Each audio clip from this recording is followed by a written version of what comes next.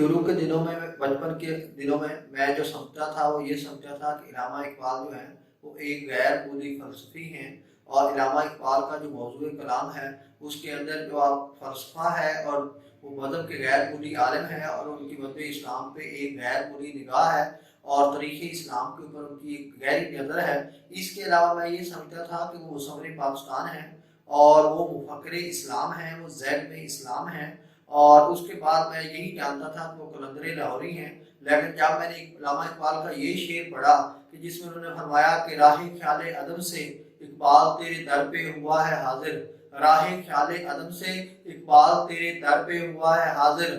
बगल में ज़्यादा राह नहीं है सिला मेरी नात का अदा कर। तो इस शेर से मेरी ज़िंदगी का एक नया पहलू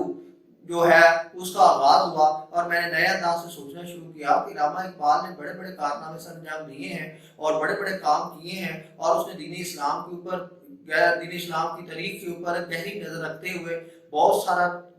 जो कलाम है वो लिखा है। लेकिन उसने मरते वक्त उन चीज़ों का सिला नहीं मांगा। जो सिला मांगा है वो अल्लाह नबी अकरम सल्लल्लाहु अलैहि वसल्लम की ज़ात अक़दस से इस बात का मांगा है कि मैंने जो नातें लिखी हैं और मैंने जो अपना नातिया कलाम लिखा है उसका सिला अल्लाह ताला के नबी की ज़ात आप मुझे ऐसा करें कि अता कर दें ताकि मेरी आखिरत जो है वो आसान हो जाए। हालांकि मेरे नज़दीक ये था कि इलामा इकबाल के पास और बहुत सारे काम थे अजीम जिनकी उनको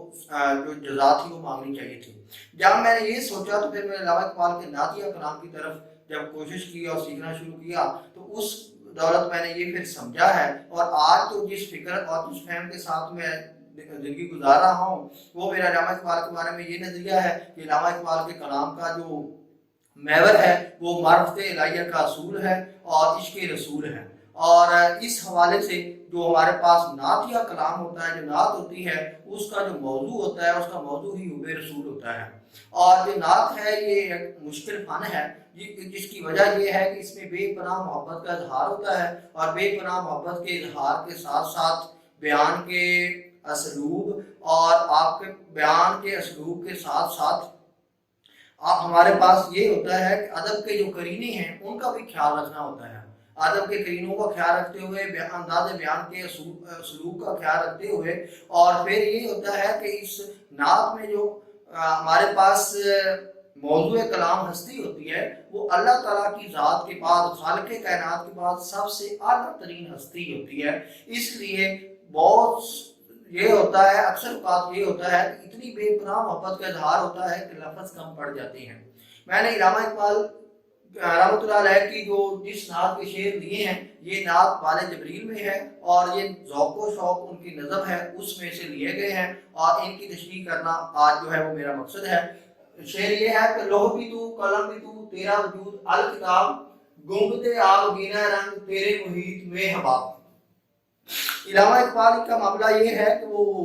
तलमीहात और इस्तारात और तरकीबात का गैर मूली खजाना रखते हैं और इस नात में उन्होंने अपने मानवी वसत की वजह से मानवी वसत लाने के लिए उन्होंने ये किया है कि अपने तलमीहात इस्तारात और तराकीब का बेहतरीन जो है इस्तेमाल किया है। तो पहला उनका ये है कि लोह भी तू कलम भी तू तेरा वजूद अल किताब, गुंबदे आप गिने रंग तेरे मुहीत में हबाब। पहली जो तलमी है वो लोह, इससे मुराद लोहे महफूज है और ये लोहे महफूज के बारे में ये है कि अल्लाह ताला के हुक्म से कलम ने ऐसा किया था कि लोहे महफूज के ऊपर दुनिया पे आने वाले जितने हालातों वाक़यात थे और मखलूक के बारे में जो कुछ भी था वो अल्लाह के हुक्म से लिख दिया था और आप अल्लाह ताला के हुक्म के बगैर उसके अंदर कोई रद्दो बदल नहीं हो सकता। सूरतुल बरूज में कुरान मजीद फुरकान मजीद में सूरतुल बरूज में है कि ये कुरान अजीम कुरान मजीद किताब फुरकान किताब मिज़ान जो है ये लोहे महफूज में है। आप इकबाल में फरमा रहे हैं कि लोह भी तू कलम भी तू, जिस कलम के साथ उस लोहे महफूज पे लिखा गया था फरमा रहे हैं कि वो भी नबी अकरम सल्लल्लाहु अलैहि वसल्लम की ज़ात है। आगे है तेरा वजूद अल किताब, अल किताब से मुराद कुरान मजीद फुरकान हमीद है। हज़रत आयशा रज़ियल्लाहु ताला अन्हा से کسی نے دریافت فرمایا کہ نبی اکرم صلی اللہ علیہ وسلم کے اخلاق کیسے ہیں، تو آپ نے فرمایا کہ آپ کا اخلاق جو آپ کا اخلاق ہے وہ قرآن ہے۔ اور میں اس بات سے استدلال یہ کرتا ہوں کہ حضرت عائشہ رضی اللہ تعالیٰ عنہ ام المومنین تھی اور وہ ام المومنین ہیں، اور انہوں نے ام المومنین ہوتے ہوئے اور ام المومنین کا ثبوت دیتے ہوئے ام المبارک بیان کر دیا، کیونکہ کتاب جو ہوتی ہے وہ لکھنے والے کی صفت ہوتی ہے، کتاب لکھنے والے کی صفت ہوتی ہے، کیونکہ اگر اس کتاب کے بارے میں کوئی بھی رائے قائم کی جائے گی تو اس کے لکھنے والے کے بارے میں رائے تسلیم کی جاتی ہے۔ اور اسی طرح جو اخلاق ہوتا ہے وہ جس شخص کا خلق ہوتا ہے، جس شخص کا اخلاق ہوتا ہے اس کی صفت ہوتی ہے۔ تو قرآن مجید فرقان حمید اللہ تعالیٰ کی بھی صفت ہے اور نبی اکرم صلی اللہ علیہ وسلم کی بھی صفت ہے۔ تو انہوں نے فرما دیا تھا کہ نبی اکرم صلی اللہ علیہ وسلم کا جو اخلاق ہے وہ قرآن ہے۔ آپ یہ ہے کہ اقبال نے جامع استعارہ استعمال کیا ہے، تو آپ نے فرمایا ہے کہ لوح جو تھی وہ دنیا کی ابتدا تھی، اور قرآن مجید فرقان حمید دنیا میں آنے والی آخری آسمانی کتاب ہے، اللہ تعالیٰ کی طرف سے وحی کی جانے والی آخری کتاب ہے۔ تو آپ فرما رہے ہیں کہ لوح سے لے کر قلم تک اور آج تک جو کچھ بھی ہے کائنات میں تشکیل پایا ہے اور کائنات میں خلق ہوا ہے، اس کی وجہ جو ہے وہ نبی اکرم صلی اللہ علیہ وسلم کی ذات ہے۔ قرآن مجید فرقان حمید کے حوالے سے قرآن اقبال کا ایک اور بہت بڑا کمال شعر ہے، وہ فرماتے ہیں کہ نگاہ عشق و مستی میں وہی اول وہی آخر، نگاہ عشق و مستی میں وہی اول وہی آخر، وہی قرآن وہی فرقان وہی یاسین وہی طٰہٰ۔ اگلا مصرع یہ ہے کہ گنبد آپ گیلا رنگ تیرے محیط میں حباب۔ آپ نے تسلسل کو جاری رکھتے ہوئے فرماتے ہیں کہ جس طرح بے قراں اور بے پایا سمندر کے سامنے ایک قطرے کی حیثیت کوئی نہیں ہوتی اور ایک قطرے کی حیثیت ہے، اسی طرح نبی اکرم صلی اللہ علیہ وسلم کے سامنے جو ہمارا پورا آسمان ہے اس کی حیثیت نبی اکرم صلی اللہ علیہ وسلم کے سامنے وہ ہے جو ایک قطرے کی حیثیت سمندر کے سامنے ہے، کیونکہ سمندر کے سامنے قطرے کی بھی کوئی حیثیت نہیں ہے، اور جو آسمان ہے اس کی بھی نبی اکرم صلی اللہ علیہ وسلم کے سامنے کوئی حیثیت نہیں ہے۔ وہ آپ کے سامنے، آپ کی شان و شوکت کے سامنے اور آپ کی کبریائی کے سامنے ایسے دکھائی دیتا ہے جیسے کہ ایک قطرہ دکھائی دیتا ہے، بے پایا اور بے کرام جو سمندر ہے اس کے سامنے جیسے ایک قطرے کی حیثیت ہے، ویسے ہی نبی اکرم صلی اللہ علیہ وسلم کے سامنے آسمان کی جو ہے وہ حیثیت ہے۔ آپ نے ایک اور انداز سے بڑے کمال طریقے سے فرمایا تھا کہ خیمہ افلاک کا استادہ،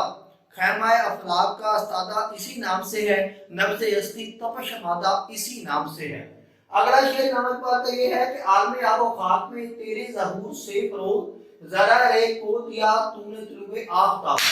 آپ ہمارے کہ جو عالم آب و خاک ہے، جو عالم بنا ہوا ہے مٹی اور پانی کا، اس کا معاملہ یہ ہے کہ یہ نبی اکرم صلی اللہ علیہ وسلم کی بدولت ہی اس درجہ پہ اور اس مقام پہ پہنچا ہے، اور آپ کے ظہور سے ہی یہ اس مقام پہ پہنچا ہے۔ وہ حدیث قدسی ہے، اللہ تعالیٰ نے فرمایا کہ اے اللہ نبی اکرم صلی اللہ علیہ وسلم کی ذات مبارکہ، اگر آپ کا ظہور حصول نہ ہوتا تو میں زمین اور آسمان کو بھی تخلیق نہ کرتا۔ تو اقبال نے اسی چیز کو استعمال کرتے ہوئے فرمایا ہے کہ آپ کے ظہور سے ہی یہ دنیا اس درجے پہ پہنچی ہے اور دنیا نے یہ مقام پایا ہے۔ اس کو اگر ہم یہ سمجھیں، اگلا شعر یہ ہے کہ ذرا ایک کو دیا تم نے طلوع آفتاب۔ اس میں اقبال یہ کہتا ہے کہ جو عرب کے صحرا نشین تھے اور یہ اونٹ چراتے تھے اور جن کو اس کے جو عرب کے بدو تھے ان کو کچھ بھی نہیں آتا تھا، جب نبی اکرم صلی اللہ علیہ وسلم کی ذات مبارکہ آ گئی تو اس کے نور سے اور ان کے نوروں کے انوار سے ہوا یہ کہ وہ جو بدو تھے اور وہ جو ریت کے ذروں کی حیثیت رکھتے تھے ان کو آسمان کی بلندیاں اور ان کو سورج کی بلندیاں عطا ہو گئیں۔ اس کے حوالے سے میں ایک واقعہ سنانا چاہوں گا کہ حضرت عمر رضی اللہ تعالیٰ عنہ جب اونٹ چرایا کرتے تھے اپنے بچپن کے زمانے میں، تو آپ کے ساتھ دوست ہوتا تھا، تو آپ کا ایک اونٹ جو تھا وہ ایک طرف نکل جاتا تو اس کو سنبھالتے تھے، دوسرا اونٹ دوسری طرف نکل جاتا،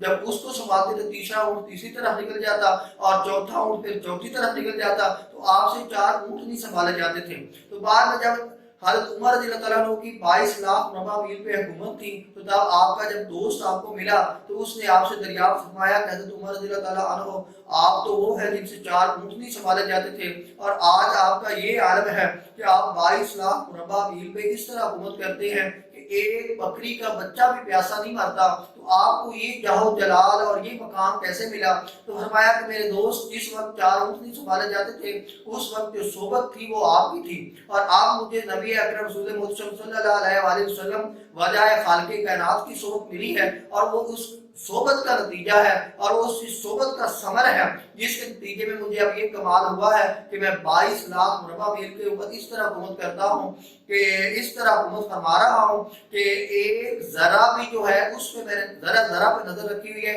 اور بکری کا بچہ بھی پیاسا جو ہے وہ نہیں کرتا۔ اگلا شعر یہ ہے کہ شوق دے سنجر و سلیم تیرے جلال کی نور فقر جنت و بازی تیرا جمال بے نقاب۔ اس سے اوپر والے شعر کے حوالے سے میں ایک چیز اور کہنا چاہوں گا، وہ یہ ہے کہ حفیظ جلندری نے کہا تھا، حفیظ جلندری نے کیا خوب بات کہی تھی، انہوں نے کہا تھا کہ خود نہ تھے جو راہ پر، خود نہ تھے جو راہ پر اوروں کے ہاتھی بن گئے، خود نہ تھے جو راہ پر اوروں کے ہاتھی بن گئے، وہ کیا نظر تھی جس نے مردوں کو مسیحا کر دیا، وہ کیا نظر تھی جس نے مردوں کو مسیحا کر دیا۔ شوق دے سنجر و سلیم تیرے جلال کی نمود فقر جنت و باز دی تیرا جمال بے نقاب۔ آپ اقبال نے یہ ایک تاریخی جو پس منظر میں کھڑے ہو کے یہ شعر کہا ہے، اور آپ نے فرمایا ہے کہ جو شوکت، جو بڑھائی اور جو مقام سنجر بادشاہ کو ملا تھا اور سلیم بادشاہ کو ملا تھا، وہ آپ کی جلال کی اور آپ کی جمال کی، اور وہ آپ کے نقش پا پہ چل کے ان نقش پا کے چلنے کی وجہ سے وہ ان کو جو جلال نصیب ہوا تھا، اور وہ جو جلال ان کا ظاہر ہوا تھا وہ آپ کے نقش پا پہ چل کے ہی حاصل ہوا تھا۔ اس میں جو لفظ سنجر ہے، یہ ہمارے پاس جو سنجر ہے یہ سلجوق خاندان کا، سلطنت سلجوق کا بادشاہ تھا، اور یہ سلطنت سلجوق کے حوالے سے اس میں بڑا اضافہ کیا اور بڑے اہم کارنامے جو تھے وہ سر انجام دیے، اور یہ اس کو جو ہمارے پاس ہے سلطان احمد سنجر بھی کہا جاتا ہے، اور اس کو سلطان اعظم بھی کہا جاتا ہے۔ سنجر کو اس کا پورا نام سلطان احمد سنجر کے نام سے تاریخ یاد کرتی ہے، اور اس کو سلطان اعظم کے نام سے پکارا جاتا ہے کیونکہ اس کے بعد سلجوق خاندان پہ جو سلجوق کی سلطنت تھی اس پہ برا وقت آ گیا تھا، یہ آخری کامیاب ترین جو تھا وہ بادشاہ تھا۔ آگے ایک بات استعمال کیا لفظ سلیم، یہ عثمانیہ سلطنت کا بادشاہ تھا، اور یہ وہ بادشاہ تھا، وہ واحد بادشاہ تھا جس نے عثمانیہ سلطنت کو اپنے ایک بادشاہ کے دور میں سب سے زیادہ جو ہے وہ طوالت عطا کی تھی۔ جب سلیم بادشاہ آیا تھا تو اس وقت جو عثمانیہ سلطنت کی ٹوٹل جس رقبے پہ بادشاہ تھی، جو خلافت تھی، وہ 1,48,93,000 مربع میل پہ تھی، لیکن جب آپ گئے ہیں خلافت سے اس وقت آپ نے اس کو وسیع کرتے ہوئے 1,51,93,000 کر دی تھی، 3 لاکھ مربع میل کا اضافہ کیا تھا۔ اسی وجہ سے اقبال نے ان کے بڑے کارناموں کی وجہ سے دونوں بادشاہوں کا ذکر کیا ہے، اور ذکر فرماتے ہوئے یہ بات کی ہے کہ وہ نبی اکرم رسول محترم صلی اللہ علیہ وسلم کے نقش پا پہ چلتے ہوئے یہ مقام پا گئے، اور ان کے اندر یہ جو جلال تھا وہ نبی اکرم رسول محترم صلی اللہ علیہ وسلم کے نقش پا کے چلنے کی وجہ سے تھا۔ فقر جنت و بازی تیرا جمال بے نقاب، اس میں علامہ اقبال نے دو جو انتہائی اعلیٰ پایا کے بزرگان دین ہیں ان کا حوالہ دیا ہے۔ پہلا نام لیا ہے جنید بغدادی کا، یہ بغداد کے اندر پیدا ہوئے تھے 830 عیسوی میں، اور ان نے وفات پائی تھی 910 عیسوی میں۔ حضرت جنید بغدادی رحمۃ اللہ علیہ کے بارے میں یہ ہے کہ آپ فرماتے تھے کہ اللہ کا ولی وہ ہوتا ہے اور اللہ کی معرفت وہ شخص حاصل کر سکتا ہے جس کے ایک ہاتھ میں قرآن ہو اور دوسرے ہاتھ میں حدیث کی کتاب ہو، ایک ہاتھ میں قرآن مجید قرآن حمید مقدس کتاب ہو اور دوسرے ہاتھ میں حدیث کی کتاب ہو۔ صرف وہی شخص جو ہے وہ معرفت اور اللہ کا ولی کروا سکتا ہے اور اللہ کے قرب حاصل کر سکتا ہے۔ آپ کے بارے میں فرمایا جاتا ہے کہ آپ نے 12 سال کا تجزیہ کر کے معرفت کے اوپر اور تصوف کے اوپر کتاب لکھی تھی، پھر 12 سال اس کا تزکیہ کرتے رہے، اس کے ایک ایک کونے کو کھنگالتے رہے کہ وہ حدیث اور قرآن کے مطابق ہے کہ نہیں ہے، اس کو بالکل قرآن اور حدیث کے مطابق کیا۔ پھر 12 سال یہ سوچتے رہے کہ میں لوگوں کے سامنے جو ہے اس کو پیش کروں یا نہ کروں۔ پھر 36 سال یہ جو وقت بنا ہے، 36 سال کے بعد فیصلہ کیا کہ جنید قرآن مجید فرقان حمید کے ہوتے ہوئے ایسا آپ کے پاس کوئی کلام بھی نہیں ہے، جنید بغدادی کے پاس ایسا کوئی کلام بھی نہیں ہے وہ جو دنیا کے سامنے پیش کر سکے، کتاب मुकद्दस किताब के होते हुए, कुरान मजीद फुरकान हमीद के होते हुए जुनैद बगदादी के पास ऐसा कोई कलाम नहीं है, तो आपने संदूकचे में बंद करके वो जो अपना कलाम था वो दरिया की नजर कर दिया था। ये उस वली का जो हवाला है वो इकबाल ने दिया है। इस हवाले से मैं एक बात और कहना चाहूँगा, जुनैद बगदादी के वालिद साहब का जो पेशा था वो शीशा गरी था। आपने अपने बचपन के और बाद में लड़कपन के और जवानी के ज़माने तक उस दुकान पे बैठते थे, शीशा गरी की जो दुकान थी। तो बाद में आपने वो शीशा का काम छोड़ के, शीशा गरी का काम छोड़ के रेशम का कारोबार भी इख्तियार किया था, ताकि ऐसा हो कि अल्लाह के अलावा मुझे किसी और शख्स के सामने हाथ ना फैलाना पड़े। अगर हाथ फैलाया जाए तो वो वाहिद अल्लाह के सामने फैलाया जाए। इस वजह से आपने वो पेशा जो था वो रेशम का इख्तियार किया था। इस जगह पे खड़े होकर जो मैं बात कहना चाहता हूँ, जो सलाई बात कहना चाहता हूँ कि आज के बहुत सारे उलमा ये हैं कि वो कोई पेशा अख्तियार नहीं करते, और वो आज के बहुत सारे वली और पीर ऐसे हैं जिनका पेशा है कि वो पीर हैं, पीरी मुरीदी उनका पेशा है। और बहुत सारे मौलवी भी ऐसे हैं जिनका मौलवी और वो जो दीन के नाम पे पैसे कमाते हैं उनका पेशा ये है, क्योंकि उन्होंने कभी भी दीन की खिदमत के लिए काम नहीं किया, क्योंकि उन्होंने तो दीन से भी यही दुनियावी मकसद हासिल करने के लिए किया है। तो लेकिन जुनैद बगदादी की जिंदगी से पता ये चलता है कि जो अल्लाह का वली होता है वो दीन से कुछ लेता नहीं है, वो सब कुछ ही दीन के लिए उसका होता है और वो सब कुछ ही दीन को दे देता है। आगे आपने फरमाया, आगे आप फरमाया फजरे जुनैदो बाजी तेरा जमाल पे निकाह। जो बाजी बुस्तामी रहमतुल्लाह अलैह थे, वो उनके अंदर जो जमाल था वो नबी अकरम सल्लल्लाहु अलैहि वसल्लम के नक्शे पा के चलने की वजह से था। बाजी बुस्तामी रहमतुल्लाह अलैह के बारे में हज़रत जुनैद बगदादी रहमतुल्लाह अलैह फरमाते थे कि आपका औलिया कराम में और तसव्वुफ में, सूफिया कराम में वो मकाम है जो हज़रत जिब्रील अलैहिस्सलाम का मकाम फरिश्तों में है। जो हज़रत जिब्रील अलैहिस्सलाम को मकाम फरिश्तों में हासिल है, वो तसव्वुफ और फ़क्र में हज़रत बाज़ बस्तामी रहमतुल्लाह अलैह को मकाम हासिल है। आपके बारे में एक बड़ी मशहूर रवायत है कि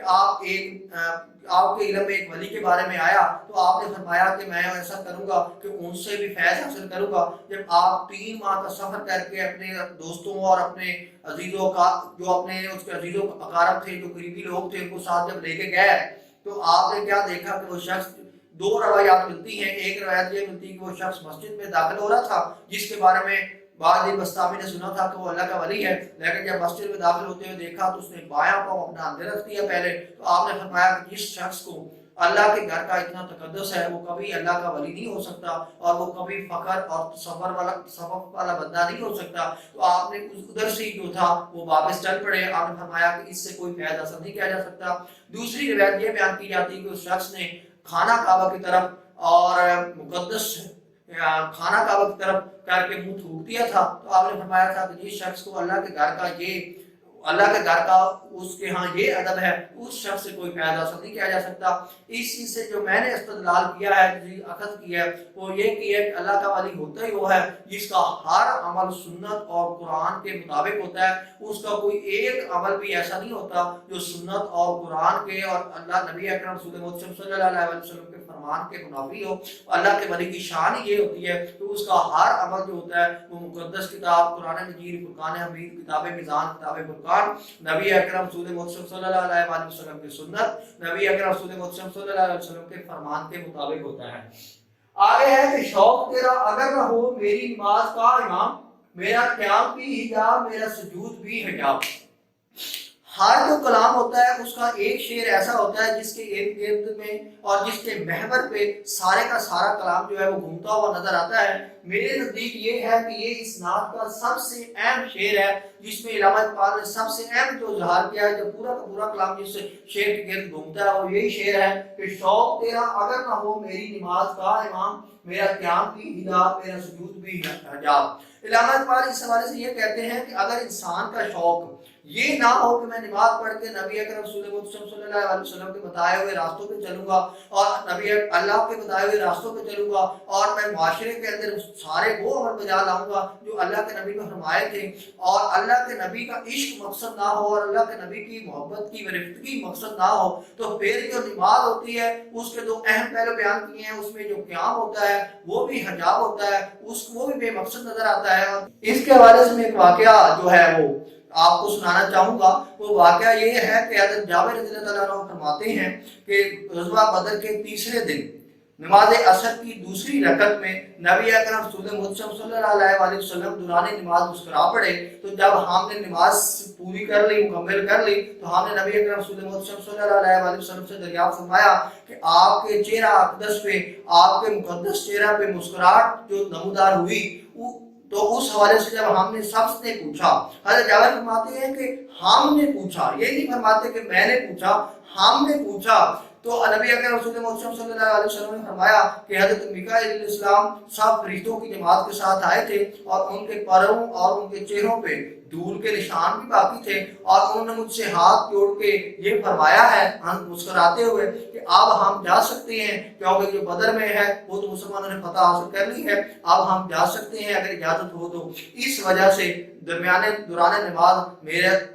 نبی اکرم صلی اللہ علیہ وسلم کا جو چہرہ تھا وہ مسکرا اٹھا۔ اس سے جو چیز میں نے اخذ کی ہے وہ یہ کی ہے کہ اگر سارے صحابہ کرام نماز پڑھ رہے تھے، جب سارے صحابہ کرام نے یہ سوال دریافت فرمایا، یا ان میں سے جلیل القدر صحابہ کرام موجود تھے، حضرت علی رضی اللہ تعالیٰ عنہ موجود تھے، حضرت ابوبکر صدیق رضی اللہ تعالیٰ عنہ موجود تھے، حضرت عمر رضی اللہ تعالیٰ عنہ موجود تھے، حضرت عثمان غنی رضی اللہ تعالیٰ عنہ موجود تھے، جلیل القدر سارے صحابہ موجود تھے، تو جب آپ نماز صحابہ کرام پڑھ رہے تھے تو ان کو کیسے پتا چلا؟ وہ ان کی تو نماز یہ تھی کہ وہ نبی اکرم صلی اللہ علیہ وسلم کے چہرہ اقدس کو دیکھتے رہتے تھے۔ اسی بات کو اقبال نے ضرب کریم میں فرمایا تھا، آپ نے فرمایا تھا کہ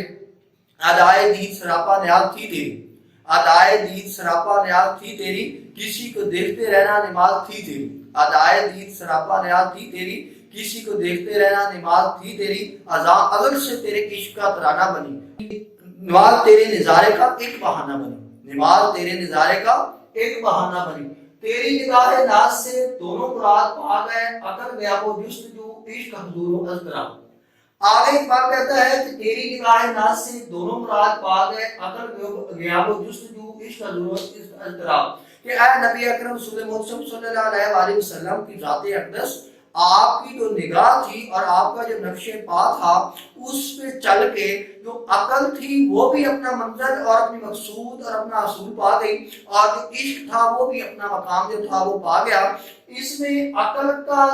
غیاب و جستجو، عقل ہمیشہ یہی تجسس کرتی ہے، عقل کا ہمیشہ یہی محور ہوتا ہے کہ وہ غیب کی چیزوں کا تجسس کرتی ہے، غیب کی چیزوں کو ڈھونڈ نکالنے کے لیے کوشش کرتی ہے، وہ ہمیشہ جو چیزیں سامنے نہیں ہوتی اس کو ڈھونڈنے کی کوشش کرتی ہے۔ اقبال کہتا ہے عقل غیاب و جستجو، عقل کا جو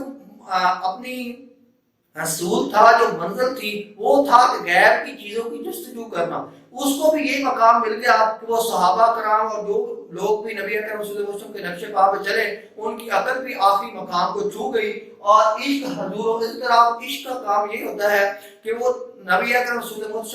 علیہ وسلم کی بارگاہ تک لے جاتا ہے، اور وہ اللہ کی بارگاہ تک لے جاتا ہے، وہ ہر وقت اس اضطراب میں، اس پریشانی میں رہتا ہے کہ میں نے اپنے محبوب حقیقی اور نبی اکرم صلی اللہ علیہ وسلم کی بارگاہ تک کیسے پہنچنا ہے۔ تو بات ہمارے ہیں کہ جو عقل تھی وہ بھی اپنا اعلیٰ مقام پا گئی، اور وہ غیب کی جستجو کرتی وہ بھی اپنا اعلیٰ مقام پا گئی، جو عشق تھا وہ حضور و اضطراب وہ بھی اللہ کے حضور تک پہنچ گیا، انہوں نے بھی وہ عقل اور عشق نے بھی اپنا مقام حاصل کر لیا۔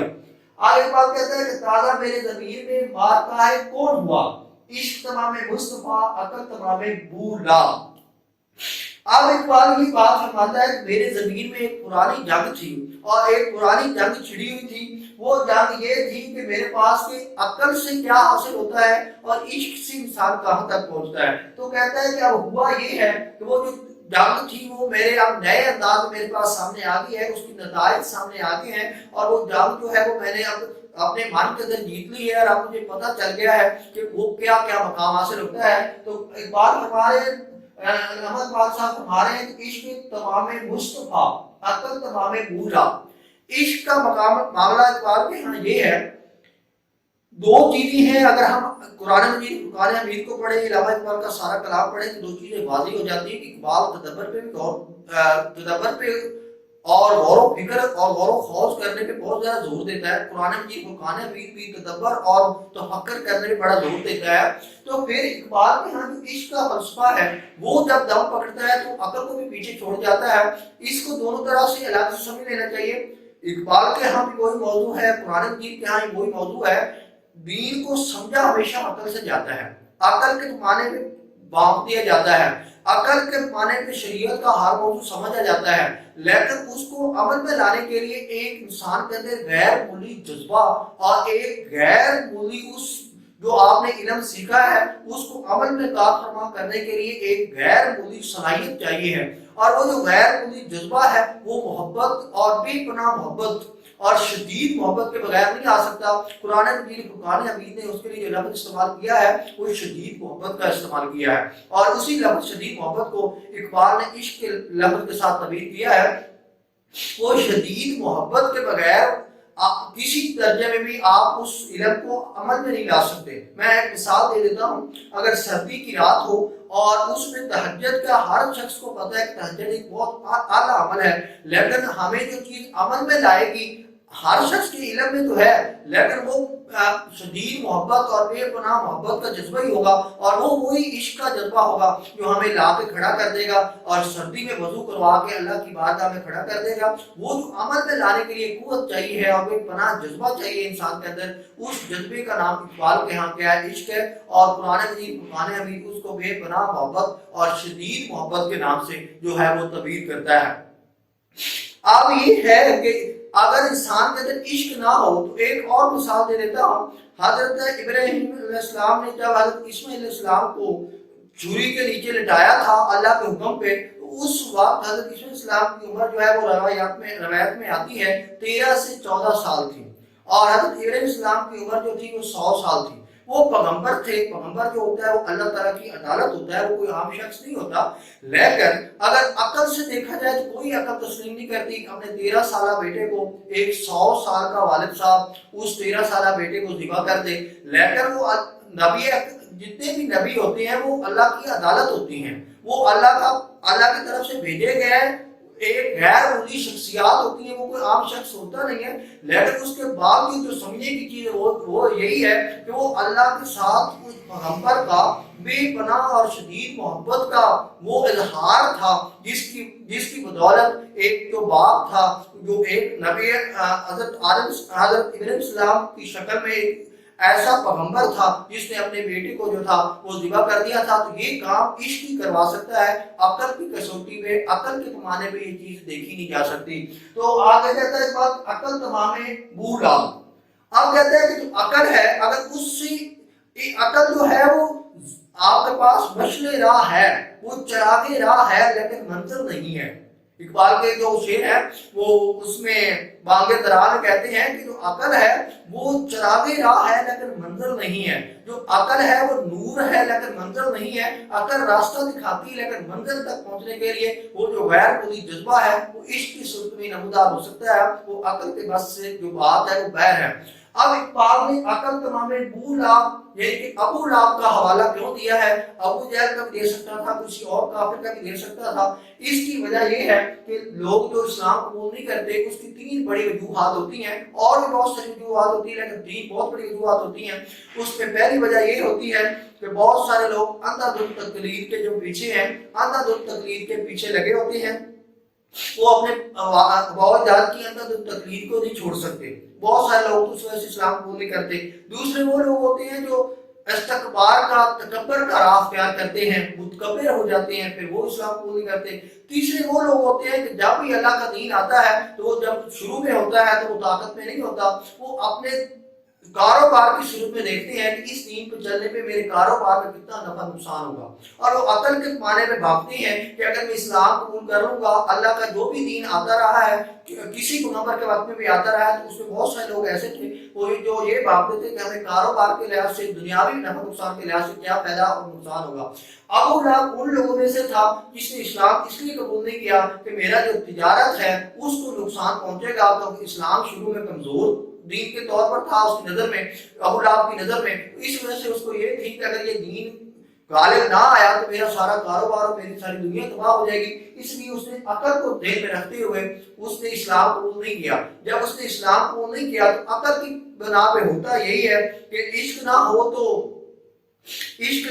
شرع دین بت قطع تصورات، इकबाल ने कहा था कि अगर इंसान के अंदर इश्क का और वो कोई बेपनाह और जज्बा ना हो तो वो जो आपके पास अकल की बुनियाद पे मजहब भापा जा रहा होता है, अकल की बुनियाद पे जो मजहब समझ आता है, वो दो काम ही रह जाता है कि वो तस्वुरात की दुनिया में तो होता है, हर शख्स के तस्वर में तो होता है, और वो एक इंसान अंदर बुत गढ़ लेता है, बुतों की शक्ल में तो रह जाता है, लेकिन वो अमली तौर पर और अमली जामा उसको वो नहीं पहना सकता। तो इकबाल कहता है कि जो इश्क होता है वो इंसान को बारगाह रसालत तक, नबी अकरम रसूल मुहम्मद के नक्शे पा तक और नबी अकरम रसूल मुहम्मद की बारगाह रसालत तक ले जाता है। और जो अकल होती है उससे फिर इंसान सोच सोच के सिर्फ जो है वो अबू लाभ ही बन सकता है, अबू लाभी के अलावा इंसान उससे कुछ हासिल नहीं कर सकता। उसकी वजह यही होती है कि इंसान जब